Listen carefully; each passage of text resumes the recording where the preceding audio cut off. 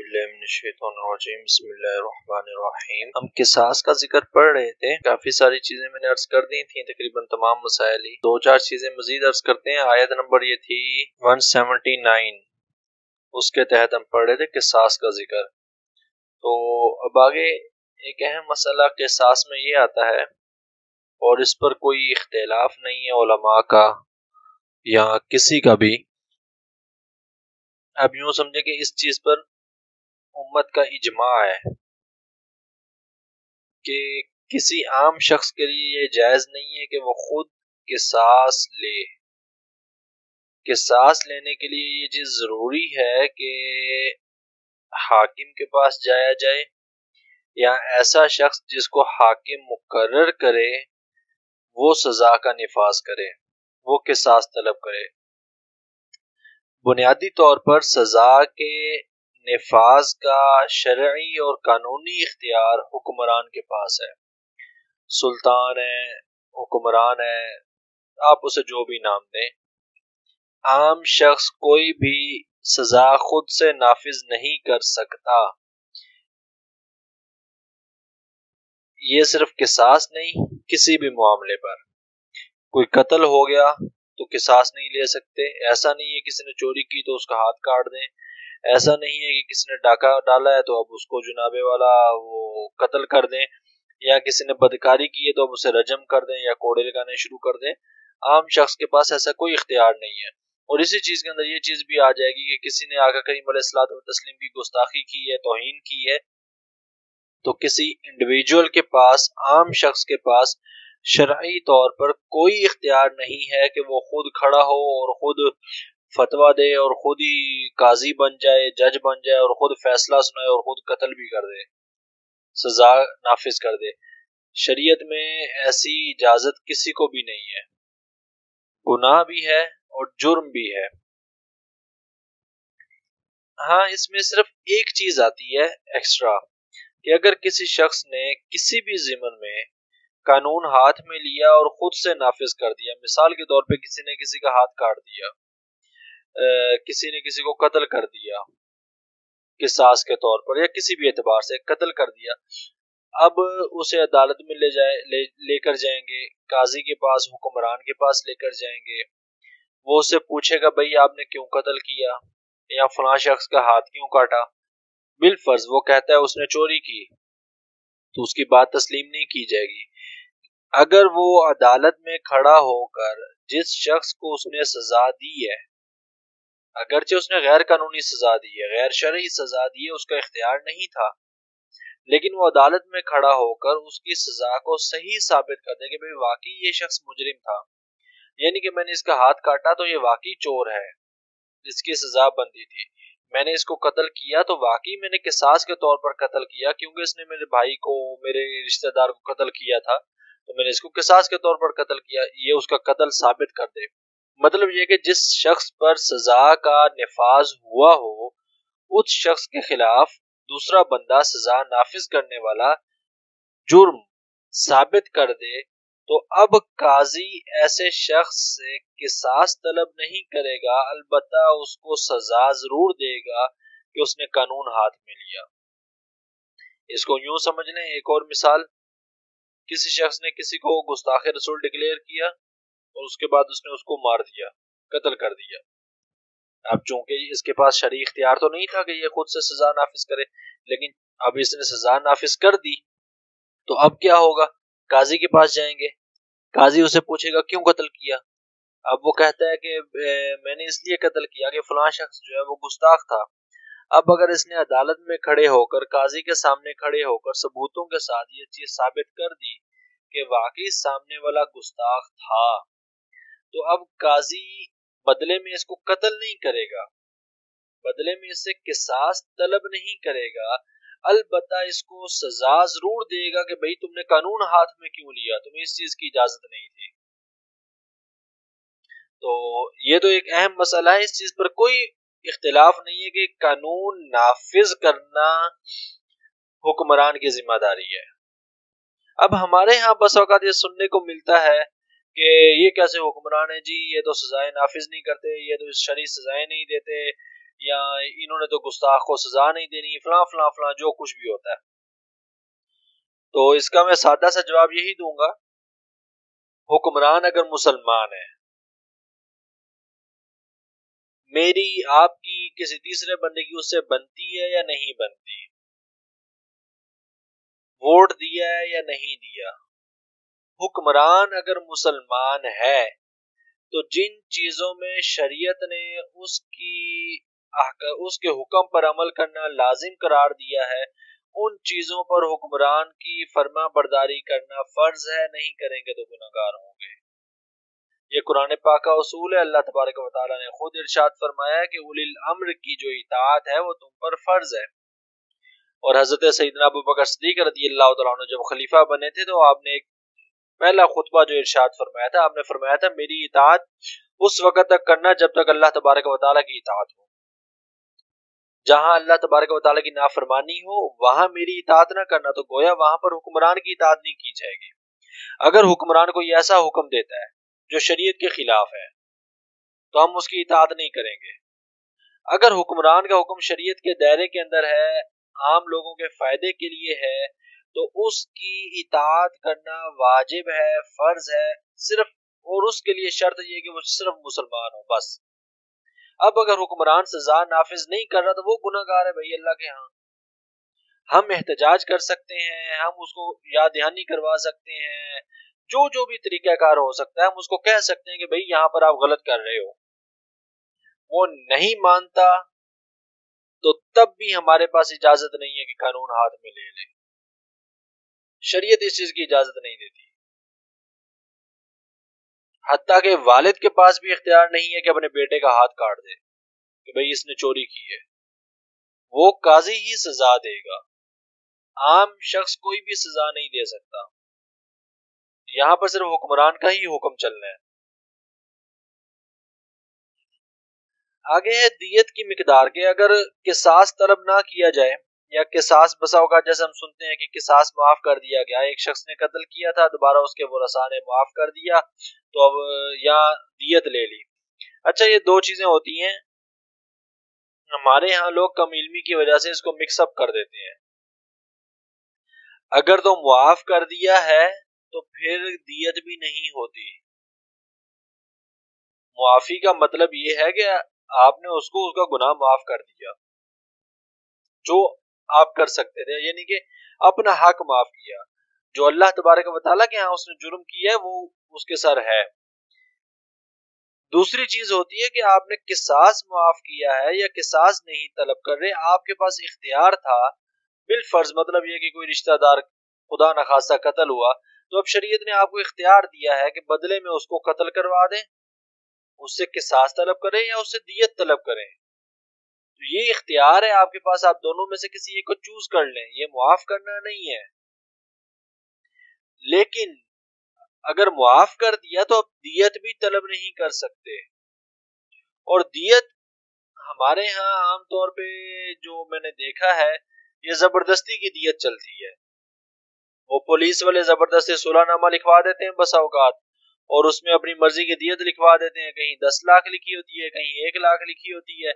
دیت ایسے نہیں ہوتی. جب معافی ہوگی تو پھر دیت شرعاً دینا پڑے گی جو شریعت نے مقرر کی ہے. ہاں اگر جو ولی ہے جس کا قتل ہوا ہے اس کے ورثاء میں سے کوئی شخص معاف کر دے تو وہ ایک الگ چیز ہے. اب دیت کی مقدار یا تو 100 اونٹ ہیں یا 1000 دینار ہیں. اچھا یہ 1000 دینار یہ آج کل کے دینار نہیں، یہ آقا کریم علیہ الصلوۃ والتسلیم کے دور مبارک میں جو دینار تھا وہی دینار. اور اس دور میں یہ 1000 دینار برابر تھے 4.374 کلو گرام سونے کے، یعنی کہ 4 کلو اور 374 گرام بنتا ہے. اتنے سونے کے برابر 1000 دینار تھے. یا 10,000 درہم، اور یہ درہم بھی اسی دور کا، اور وہ درہم تقریباً بنتا ہے 30 کلو اور 618 گرام چاندی کے برابر. تو یہ دیت ہے جو شریعت مطہرہ نے مقرر کی ہے. کسی نے قتل کر دیا تو اس پر یا قصاص دے یا یہ دیت لازم دے، جو بھی ورثاء طلب کریں. اب دیت 3 سال میں قسط وار ادا کرنا قاتل کی عاقلہ پر لازم ہے. جس نے قتل کیا وہ تو قتل کر دیا، اب اس کے عاقلہ یا اس کے رشتہ دار جو ہیں یا قاتل جو ہے، مطلب جس سے دیت طلب کی جائے گی سادہ الفاظ میں، وہ قسطیں بھی کر سکتے ہیں، لیکن شریعت نے ان قسطوں کی حد جو ہے وہ 3 سال مقرر کی ہے کہ 3 سال کے اندر اندر وہ دیت ادا کریں گے مکمل، اور چاہے قسطوں پر ادا کریں گے. عاقلہ سے مراد اب ہوتا ہے قاتل کے حمایتی، اس کے مددگار، اس کے اہل قبیلہ، اس کے اہل محلہ، اس کے اہل سنت و حرفت. مطلب یہ کہ جو اس کے زیادہ قریبی لوگ ہیں وہ عاقلہ کے اندر آ جاتے ہیں، وہ دیت ادا کریں گے. یہ خاص مسائل تھے جو میں نے آپ کو عرض کیا. آگے چلتے ہیں. اللہ تبارک و تعالیٰ نے ارشاد فرمایا، اعوذ باللہ من الشیطان الرجیم، بسم اللہ الرحمن الرحیم، کتب علیکم اذا حضر احدکم الموت ان ترک خیرا الوصیۃ للوالدین والاقربین بالمعروف.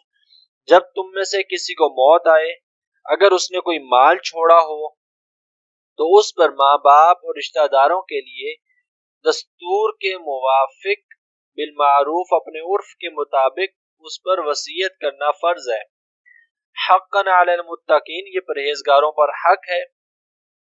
یہ آیت کے شروع میں لفظ ہے کتب علیکم، تو یاد رکھیں کہ جب شریعت میں قرآن اور حدیث میں 2 لفظ آ جائے نا، کتبہ کا لفظ آ جائے تو اس سے بھی مراد فرض ہوتا ہے کہ تم پر لکھ دیا گیا، مطلب فرض کر دیا گیا.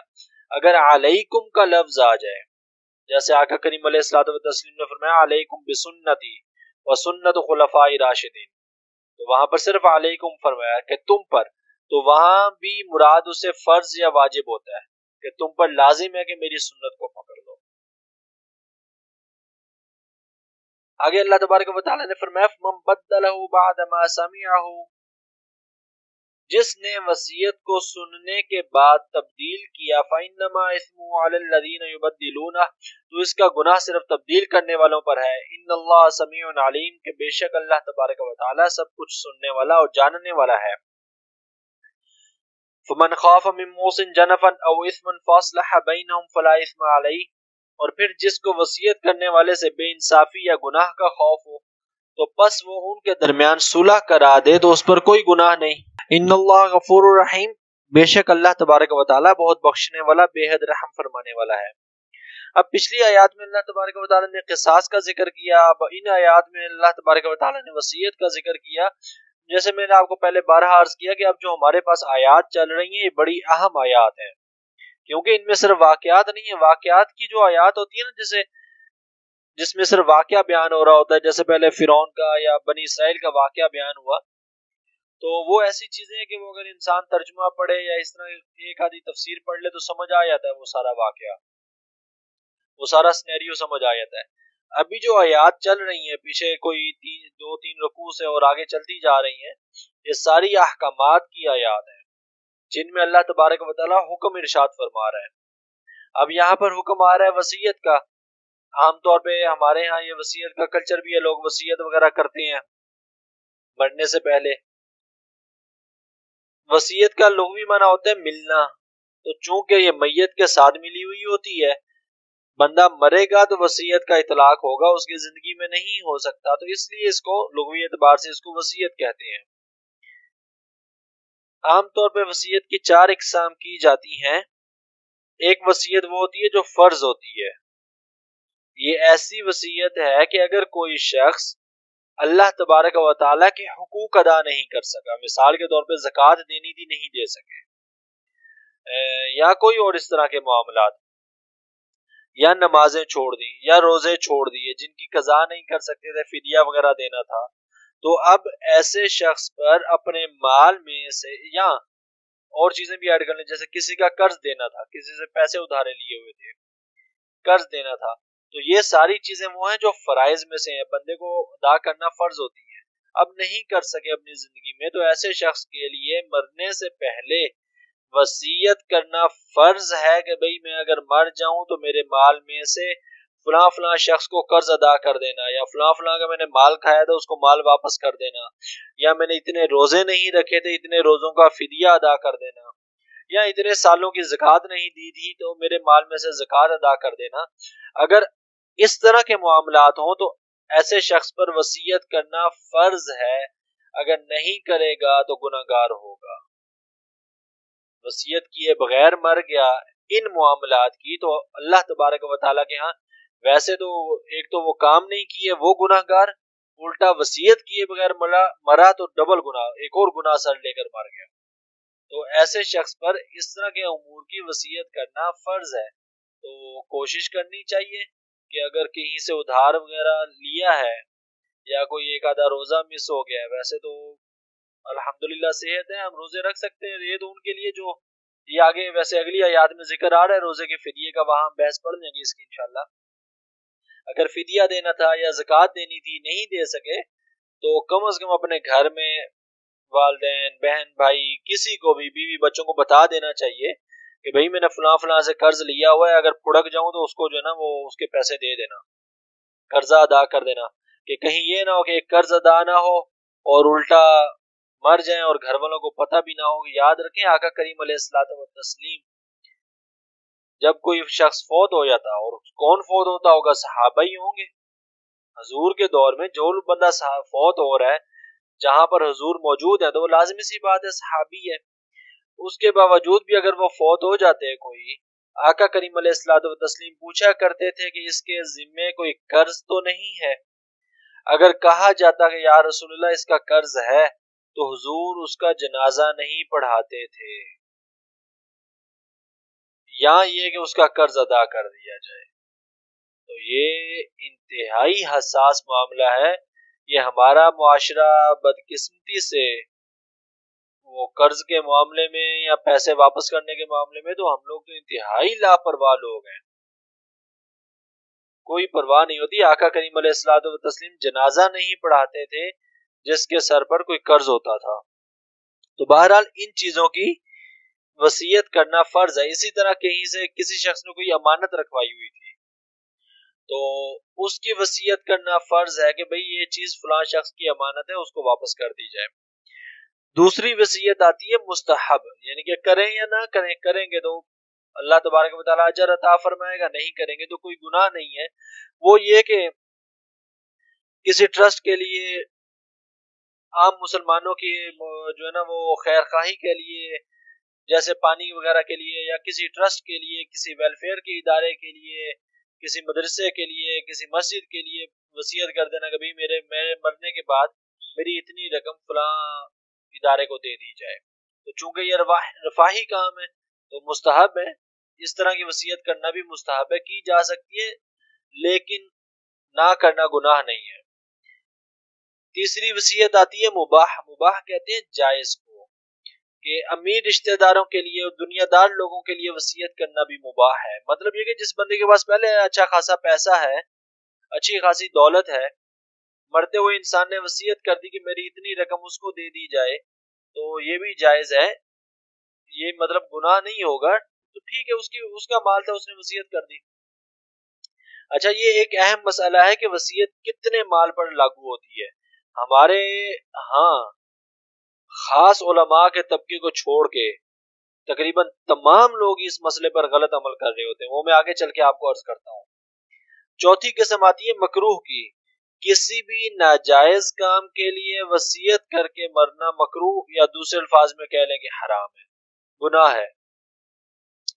مثال کے طور پہ کوئی بھی ناجائز کام تھا، کوئی سینما بن رہا تھا یا کوئی اور کام ایسا تھا، یا بندے نے کہیں ویسے مطلب کوئی چلتے چلتے بات کر دی، بھئی یار اگر میں مر بھی جاؤں نا تو میرے گھر والوں کو ڈش لگا کے دے دینا، تو یہ حرام کام کی وصیت کی ہے تو گناہ تو ہوگا۔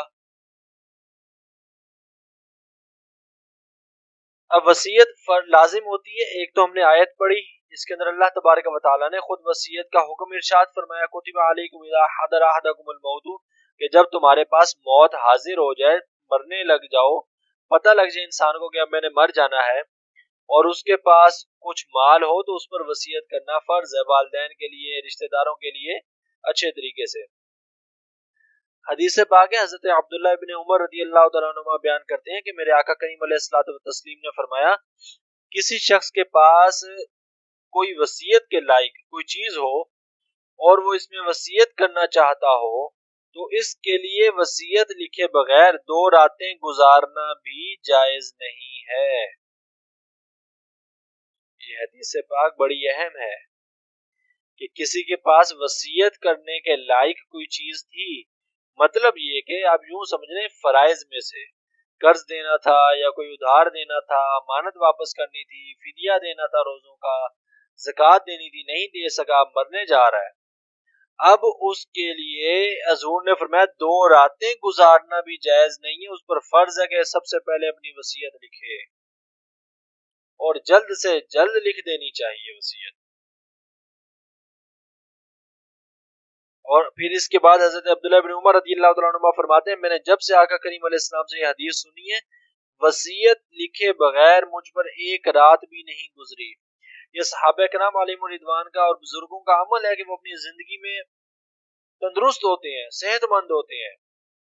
ایک تو ہے نا چلو موت کے آثار ہیں، وہ نہیں، صحت مند ہے تو وہ وصیت لکھ دیا کرتے ہیں، حتیٰ کہ وہ وصیت لکھنے کے بعد بھی کوئی 50 سال بھی زندہ رہتے ہیں۔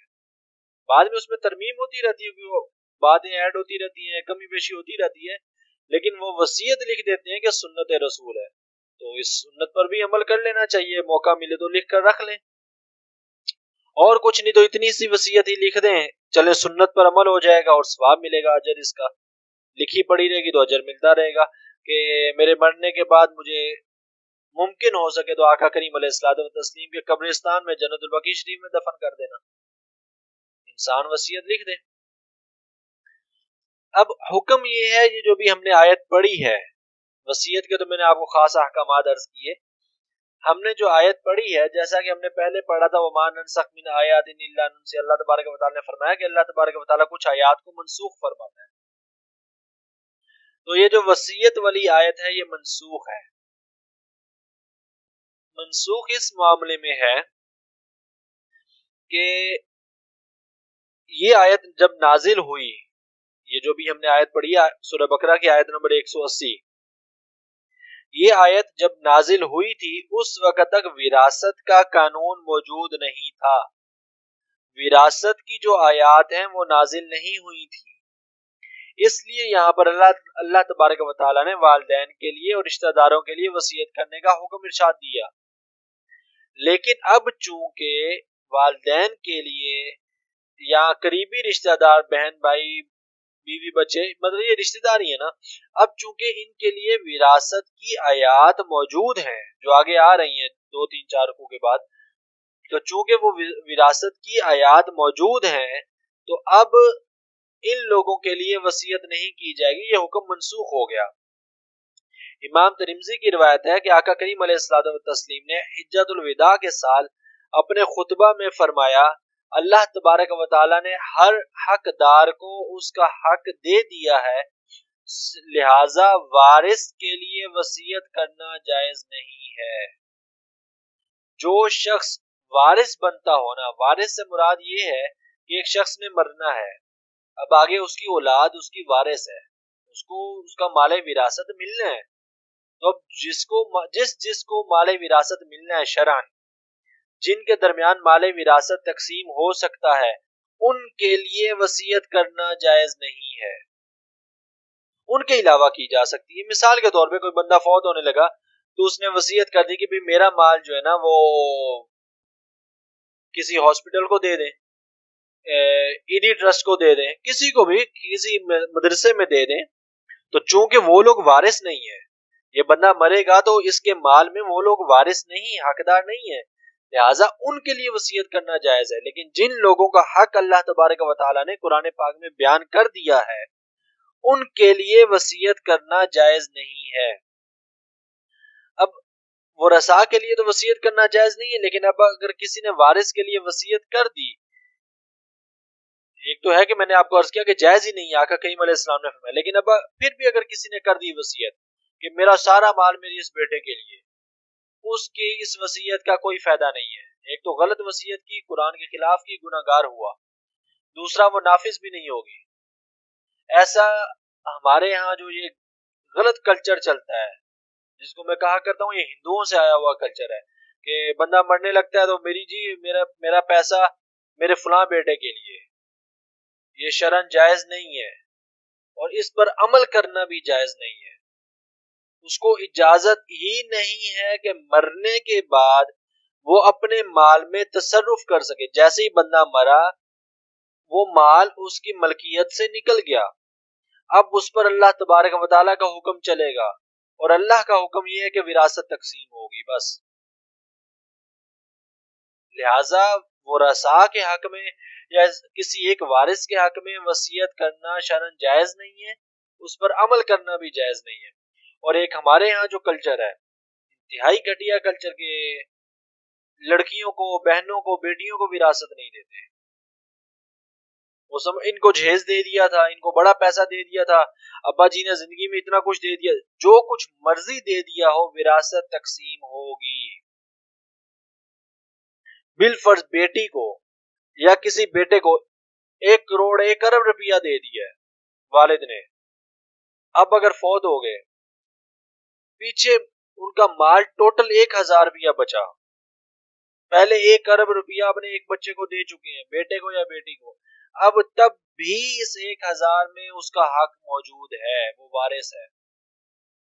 اس کو یہ کہہ کر نہیں نکال سکتے کہ اس کو جہیز دے دیا تھا، اس کو پیسے دے دیے تھے، اس کو گھر بنا دیا تھا. جو کچھ بھی ہو وہ وراثت کا حقدار ہے. شریعت اس کو بری و ذمہ نہیں کرتی. اور ہمارے ہاں چلتا ہے کہ وہ جی بہنوں نے بھائیوں کو حق معاف کر دیا. بہن بیچاری کیا کرے، مجبور ہوتی ہے.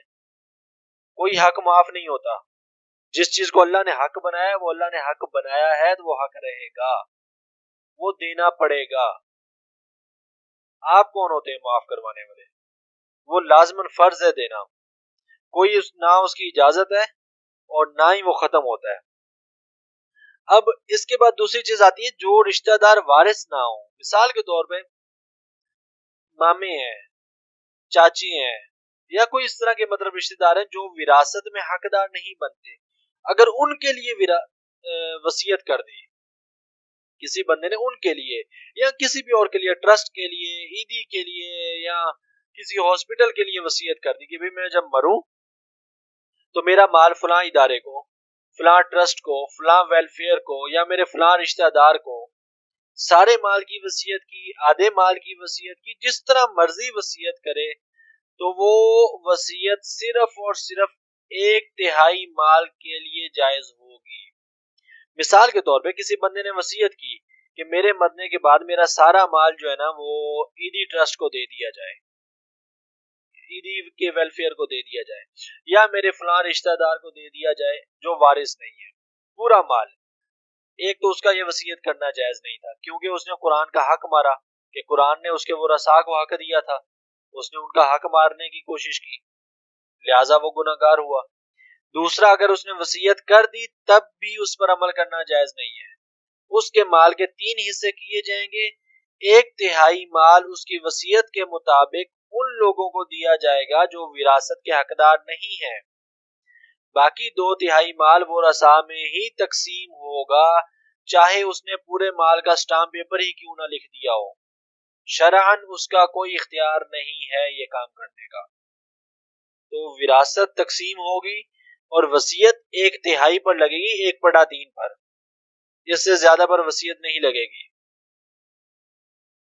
اب حدیث پاک سنیے گا آقا کریم علیہ الصلوۃ والتسلیم کی. حضرت سعد بن نبی وقاص رضی اللہ تعالیٰ عنہ بیان کرتے ہیں کہ حجۃ الوداع میں مجھے ایسا درد لاحق ہوا کہ میں قریب المرگ ہو گیا، یعنی کہ مجھے یوں لگا کہ میں مر جاؤں گا. آقا کریم علیہ الصلوۃ والتسلیم میری عیادت کے لیے تشریف لائے. کیا خوش قسمت لوگ تھے جن کی عیادت کے لیے حضور تشریف لا رہے ہیں. تو میں نے عرض کیا یا رسول اللہ، آپ دیکھ رہے ہیں کہ درد سے میری کیا حالت ہے. میں ایک مالدار شخص ہوں، ایک بیٹی کے سوا میرا اور کوئی وارث نہیں ہے، کیا میں 2/3 مال صدقہ کر دوں؟ آپ نے فرمایا نہیں. میں نے کہا نصف مال صدقہ کر دوں؟ آپ نے فرمایا نہیں، 1/3 مال صدقہ کرو، کیونکہ باقی بیٹی کا حق ہے. مالدار تھے تو لازمی سی بات ہے بیٹی کے پاس دولت تو ہوگی، تو لہٰذا اپنے پوری دولت کی، پورے مال کی وصیت کرنا جائز ہی نہیں ہے.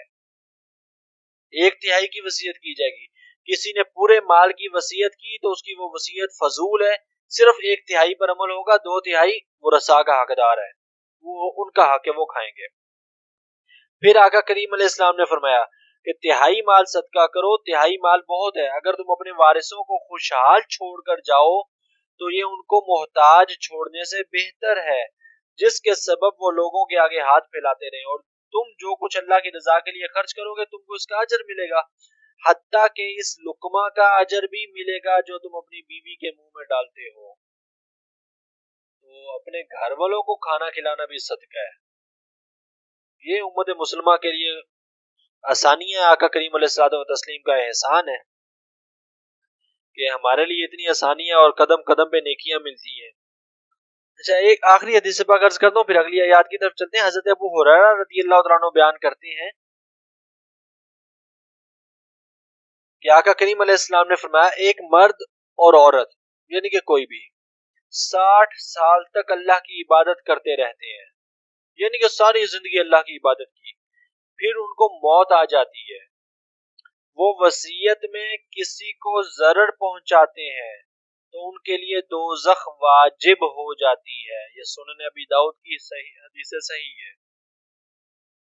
ضرر کیسے پہنچاتے ہیں؟ بیٹی کا حق مار کے چلے گئے، بیٹے کے حق میں اسٹامپ لکھ دیا، اپنے مرنے سے پہلے جو ہے نا وہ وارث کو حق دینا تھا، لیکن چونکہ بیٹی کو مل جائے گا یا کسی اور کو، یا اس طرح ورثاء کو دینے کی بجائے کسی ایک بیٹے کے نام کر دیا یا کسی ٹرسٹ کے نام کر دیا، اس طرح کی حرکت کر کے چلے گئے، تو وہ چونکہ ضرر پہنچا کے گئے ہیں، وارث کے حق کو نقصان پہنچا کے گئے ہیں، تو اللہ کے نبی نے ارشاد فرمایا اس کے لیے دوزخ واجب ہو جاتی ہے، لہٰذا ایسی وصیت کرنا جائز نہیں ہے۔ اور پھر آخری حدیث ہے، حضرت ابو ہریرہ رضی اللہ عنہ بیان کرتے ہیں کہ ایک شخص نے آقا کریم علیہ السلام سے پوچھا یا رسول اللہ کون سے صدقہ میں زیادہ فضیلت ہے؟ حضور نے فرمایا تم اس وقت صدقہ کرو جب تم صحت مند ہو، مال پر حریص ہو، زندگی کی امید ہو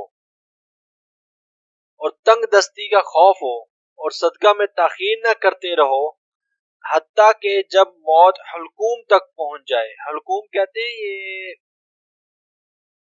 گلے کا حصہ، اگر آپ اپنے گلے پر ہاتھ لگا کے دیکھیں درمیان میں سے ایسے لگے گا جیسے جو ہے نا وہ چھوٹا سا مائنر سا جوڑ سا ہے، اور اگر آپ نے کبھی قربانی کا جانور کے چھری پھیرتے ہوئے دیکھا ہو تو اس کی چھری اسی جگہ حلقوم کے قریب قریب پھیری جاتی ہے، تو یہ حلقوم مطلب یہاں سے سانس، آخری سانس نکلتا ہے، تو حضور نے فرمایا اس سے مراد حلق لے لیں، تو موت حلقوم تک پہنچ جائے تو کہو یہ چیز فلاں کے لیے، یہ چیز فلاں کے لیے ہے، یہ تو اب تم کہو یا نہ کہو فلاں کے لیے ہو ہی جائے گی۔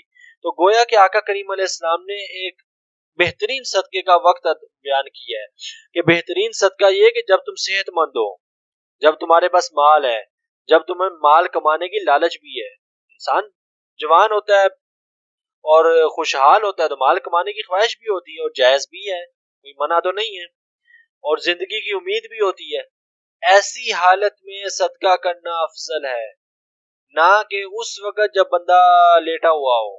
ٹھیک ہے اجر و ثواب اس وقت بھی ہے، برکت اس وقت بھی ہے، یہ نہیں کہ اس وقت صدقہ کرنا کوئی معاذاللہ کوئی چھوٹی چیز ہے، اس وقت بھی صدقہ کرنے کی بہت فضیلت ہے، لیکن اس سے زیادہ فضیلت یہ ہے کہ انسان صحت مندی کی حالت میں صدقہ کرے، چجائے کہ لیٹ کے کرے۔ اگلی آیات ہے اللہ تبارک و تعالی نے ارشاد فرمایا اعوذ باللہ من الشیطان الرجیم یا ایھا الذین آمنوا کتب علیکم الصیام، اے ایمان والو تم پر روزے فرض کر دیے گئے، کما کتب علی الذین من قبلکم جیسا کہ تم سے پہلے لوگوں پر روزے فرض کیے گئے تھے، لعلکم تتقون تاکہ تم تقوی اختیار کر جاؤ، متقی بن جاؤ۔ ایام معدودات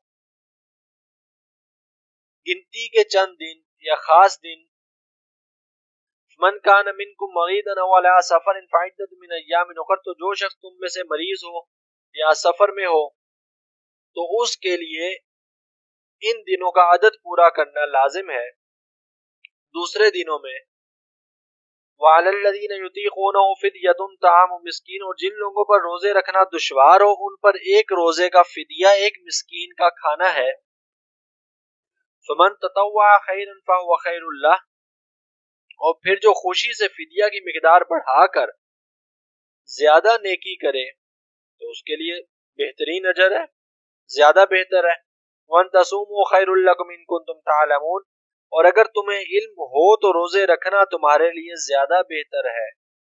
اب ان آیات میں اللہ تبارک و تعالیٰ نے روزے کے احکامات بیان کیے اور فدیے کا ذکر کیا. بنیادی حکم مختصر مسئلہ ان آیات کے تحت تو یہ ہے کہ روزے رکھنا فرض ہے. جیسے ابھی رمضان المبارک کا مہینہ گزرا، ہم سب نے روزے رکھے. ان مہینوں میں کسی شخص نے کوئی روزہ جان بوجھ کر توڑ دیا بغیر کسی عذر کے، اس پر کفارہ بھی ہے اور قضا بھی ہے. کسی نے مجبوری کی وجہ سے توڑا، بیمار ہو گیا تھا، سفر میں جانا پڑ گیا، دشواری آ گئی، واقعی وہ مجبوری ہو، اب توڑا تو اب قضا ہے، کفارہ نہیں ہے. ہاں کچھ ایکسیپشنل کیسز ہیں، وہ صورتیں وہ الگ ہیں. میں آپ کو اوور آل ایک مسئلہ بتا رہا ہوں، ایک خلاصہ ٹائپ. اور اگر کوئی شخص اتنا بیمار ہو گیا یا کسی ایسی بیماری میں چلا گیا کہ اب وہ روزے رکھ نہیں سکتا، کہ اب اس کا روزہ رکھنا ممکن نہیں ہے، اسے سارے دن پانی پینا پڑتا ہے مجبوراً، یا کچھ بھی ایسا معاملہ ہے کہ اب ڈاکٹر کہتے ہیں بھئی آپ روزہ نہیں رکھ سکتے ہو، وہ شخص جوان ہو یا بچہ ہو یا بوڑھا ہو، کوئی بھی. نمبر ایک. نمبر دو، کوئی شخص اتنا بوڑھا ہو گیا کہ اب وہ روزہ نہیں رکھ سکتا، اپنے بڑھاپے کے لحاظ سے وہ صحت مند ہے، اس کو بظاہر کوئی بیماری نہیں ہے، بخار بھی نہیں ہے، لیکن اب وہ روزہ نہیں رکھ سکتا کہ اگر وہ روزہ رکھے گا تو مزید نڈھال ہو جائے گا یا جان جانے کا خطرہ ہے کہ سارا دن نہیں رہ سکتا، جیسے بزرگ بوڑھے بیچارے ہوتے ہیں.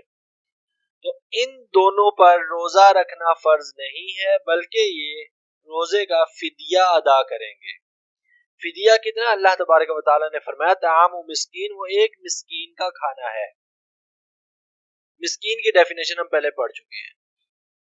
تو ہمارے ہاں اب آج کل علماء ہر سال ہی رمضان المبارک میں وہ ایک چارٹ سا جاری کر دیتے ہیں کہ اس سال فطرانہ کتنا ہوگا اور فدیہ کتنا بنے گا، ایک روزے کا یا 2 روزوں کا فدیہ کتنا بنے گا اور فطرانہ کتنا بنے گا، تو وہ بندہ اپنے حساب سے دے دیتا ہے. تو یہ تو ہے ایک روزے کا جو ہے نا اوور آل ڈھانچہ. اب روزہ فرض ہوا تھا. اچھا، روزہ ہر مکلف شخص پر فرض ہے اور شریعت کی نظر میں مکلف وہ ہوتا ہے جو بالغ ہو جائے. وہ کسی جسمانی نشانی کی وجہ سے بالغ ہو یا اس کی عمر بلوغت کو پہنچ جائے. 18 سال نہیں، لڑکا 15 سال اور لڑکی 12 سال. قمری مہینے کے لحاظ سے، یہ جنوری فروری کے لحاظ سے بھی نہیں، محرم سفر کے لحاظ سے. اور کوشش کریں کہ اس حساب سے بھی اپنی عمر ہمیں پتہ ہونی چاہیے کہ اسلامی مہینے جو ہمارے ہیں اس حساب سے کیا پیدائش بنتی ہے اور کیا عمر بنتی ہے، تو اس حساب سے روزہ فرض ہو جاتا ہے. اب ہمارے ہاں ایک کلچر ہے کہ وہ چونکہ ابتدائی عمر ہوتی ہے، دیکھنے میں وہ بچہ چھوٹا ہوتا ہے، جو بچہ ابھی بیچارہ بالغ ہو رہا ہوتا ہے یا ہوتا ہے، ماں باپ اکثر روزہ نہیں رکھواتے. ایک تو خود بھی گناہ گار ہوں گے ماں باپ، بچہ بھی گناہ گار ہوگا کیونکہ وہ مکلف ہو چکا تھا. ان معاملے میں والدین کی فرما برداری فرض نہیں بلکہ ان کی نافرمانی فرض تھی، اور نہیں رکھے تو وہ اب اس کے ذمہ قضا رہیں گے، وہ قیامت تک کے لیے وہ مرنے سے پہلے رکھنے پڑیں گے، وہ معاف نہیں ہو جائیں گے. اب روزہ تقریباً تمام ادیان میں موجود ہے، جتنے دین بھی، چاہے وہ اللہ تبارک و تعالیٰ نے نازل کیے جو ہمارے پاس ثبوت موجود ہے، یا ایسے دین جن کا اللہ تبارک و تعالیٰ کی طرف سے نزول کا کوئی ثبوت نہیں ہے، جو اللہ تبارک و تعالیٰ نے نازل نہیں کیے. روزہ تقریباً ہر مذہب میں پایا جاتا ہے. ہندو مذہب ہے، قدیم مصری مذہب، فرعین کے دور کا مذہب، یونانی، رومن، ہندو، سکھ وغیرہ سب ہی روزہ رکھتے ہیں. حضرت توریت کے اندر بھی روزے داروں کا ذکر موجود ہے. حضرت موسیٰ علیہ السلام نے 40 دن کا روزہ رکھنا آپ سے ثابت ہے. اور یہود جو تھے، یہودی، وہ اس دور میں 1 ہفتے کا روزہ رکھا کرتے تھے. اسی طرح عیسائی بھی روزہ رکھا کرتے تھے. یہ الگ بات ہے کہ اب وہ لوگ بالکل ہی بگڑ کے رہ گئے. اور روزہ فرض ہوا ہے ہجرت کے 1.5 سال کے بعد. تحویل قبلہ جو ہم نے پہلے ذکر پڑھا ہے نا قبلہ کی تبدیلی کا، اس کے بعد 10 شعبان کو روزہ فرض ہوا. یعنی کہ یہ آیات 10 شعبان المعظم کو نازل ہوئی اور 19-20 دن کے بعد رمضان المبارک شروع ہو گیا۔ سب سے پہلے نماز فرض ہوئی تھی، پھر زکوٰۃ فرض ہوئی، پھر روزے فرض ہوئے، مطلب یہ کہ یہ تیسرے نمبر پہ فرض ہوئے ہیں۔ اب روزے کی بے شمار فضیلتیں، آقا کریم علیہ السلام نے فرمایا کہ روزہ ڈھال ہے، روزہ دار نہ جماع کرے نہ جہالت کی باتیں کرے، کوئی شخص اس سے لڑے یا اس کو گالی دے تو وہ 2 مرتبہ یہ کہہ دے کہ بھئی میں روزے سے ہوں، میں نہیں لڑ رہا، میں آپ کو جواب نہیں دے رہا، تو اس ذات کی قسم جس کے قبضہ قدرت میں میری جان ہے، روزے دار کے منہ کی بو اللہ تعالیٰ کو مشک کی خوشبو سے زیادہ پسند ہے۔